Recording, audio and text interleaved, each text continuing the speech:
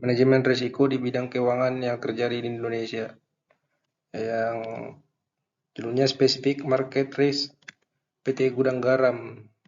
Latar belakang masalah, salah satu perusahaan rokok terbesar di Indonesia, PT Gudang Garam sempat menjadi perusahaan yang juga mendapat dampak dari pelemahan nilai tukar rupiah terhadap dolar Amerika Serikat yang melanda Indonesia. Dampak pelemahan rupiah mulai terasa ke emiten. Pelemahan mata uang rupiah dalam beberapa hari terakhir mempengaruhi laba-laba perusahaan yang sudah melantai di Bursa Efek Indonesia. Berdasarkan data Bloomberg, nilai tukar rupiah pada hari Rabu sudah menyentuh ke level 10,963 per dolar Amerika Serikat. Pergerakan nilai tukar rupiah yang terjadi hari ini sangat mempengaruhi emiten-emiten sudah melantai di bursa. Kepala Strategi Riset dan Ekuitas Bahasa Sekuritas M. Herisu mengatakan akibat dampak pergerakan pelemahan rupiah, banyak emiten yang terkena dampak dari pelemahan rupiah tersebut.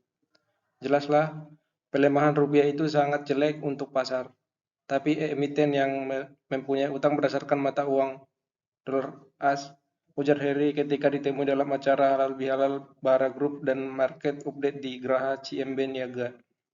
Menurut Heri, selain faktor pelemahan rupiah yang mempengaruhi laba bersih setiap emiten dan juga kenaikan suku bunga acuan Bank Indonesia, adapun saham yang sangat terpengaruh terhadap pelemahan nilai tukar rupiah adalah PT Indosat. Saham telekomunikasi tersebut terkena dampak 17,9% dari laba bersih, sedangkan pengaruh BI Rate hampir sebesar 24% dari raihan laba bersih. Selain itu, laba bersih perusahaan PT Gudang Garam juga mengalami penurunan hingga 0,9%. Laba PT Bakery Telekomunikasi juga mengalami penurunan hingga 5,9% dan laba bersih PT Gajah Tunggal mengalami penurunan 5,9%. Lanjut Heri, pelemahan rupiah juga menurunkan laba bersih emiten tapi juga memberikan dampak pada keuntungan emiten. PT Timah mengalami penurunan keuntungan hingga 5,2%, sedangkan PT Astra Agro Lestari mengalami penurunan laba bersih hingga 3,4%.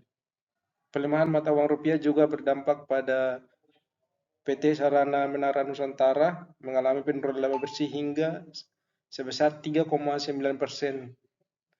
Ditambahkannya, pelemahan rupiah yang semakin tajam memang mempengaruhi kinerja emiten khususnya berpendapatan mata uang dolar.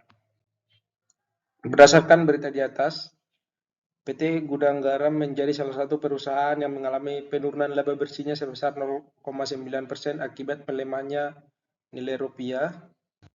Hal ini dialami oleh PT Gudang Garam karena perusahaan membutuhkan bahan baku utama berupa tembakau dan cengkeh yang berkualitas untuk produk mereka. Sementara kualitas panen tembakau dan cengkeh lokal yang menjadi bahan baku utama tersebut sangatlah bergantung pada cuaca. Faktor cuaca yang kini sering tidak menentu mengakibatkan penurunan kualitas panen kedua bahan baku tersebut. Akibatnya, perusahaan terpaksa harus mengimpor persediaan bahan baku mereka dari luar negeri untuk menjual kualitas produk yang dihasilkan. Hal inilah pada akhirnya yang menyebabkan menurunnya pendapatan laba bersih perusahaan. Selain itu, penurunan pendapatan dan laba bersih PT Gudang Garam disebabkan juga oleh aturan pemerintah karena sebelumnya industri rokok diberatkan dengan aturan pemerintah yaitu regulasi mengenai rokok. Aturan ini mengacu pada Framework Convention on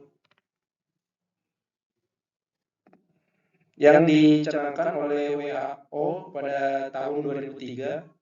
Salah satu aturannya berupa kenaikan bea cukai yang secara terus-menerus dan juga kewajiban menampilkan gambar-gambar seram dari bahaya rokok pada kemasan dan iklan rokok.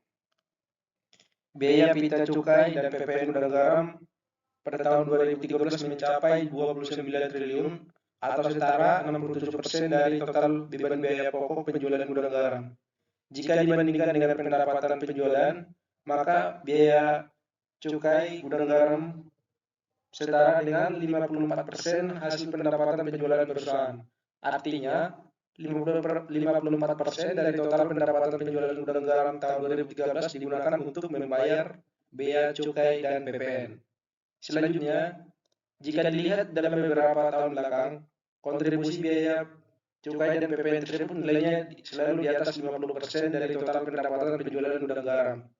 Bagaimanapun, itu perusahaan harus tetap mengeluarkan dana untuk membayar besarnya biaya cukai sesuai aturan. Kemudian ditambahkan dengan kewajiban perusahaan menampilkan gambar-gambar dari bahaya dan dampak negatif rokok pada kemasan serta iklan produk secara tidak langsung akan mengurangi minat para konsumen untuk merokok. Hal ini tentu saja akan menurunkan penjualan rokok termasuk rokok gudang garam itu sendiri. Dan dampak lainnya dari ketatnya aturan pemerintah dalam industri rokok adalah gudang garam harus mengurangi dan menghemat biaya perusahaan yang lainnya. Nah, menurut analisis saya sendiri, yang pertama, spesifik market risk merupakan risiko yang hanya dialami secara khusus pada suatu sektor atau sebagian bisnis saja, tanpa bersifat menyeluruh. Kasus ini termasuk dalam kebijakan yang diberlakukan pada sektor industri yaitu rokok.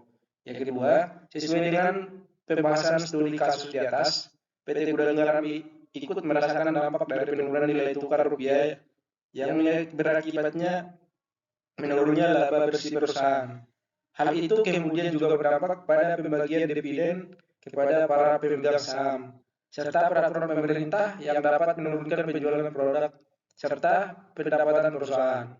Yang ketiga, salah satu cara yang dilakukan oleh PT Gudang Garam untuk menanggulangi risiko tersebut adalah dengan melakukan kebijakan penawaran pensiun dini kepada para karyawan, terutama karyawan borongan sigaret kretek, dan operasional dengan alasan untuk mengantisipasi dampak buruk yang akan terjadi pada perusahaan di masa mendatang akibat bertambah ketatnya peraturan industri rokok yang telah ditetapkan oleh pemerintah.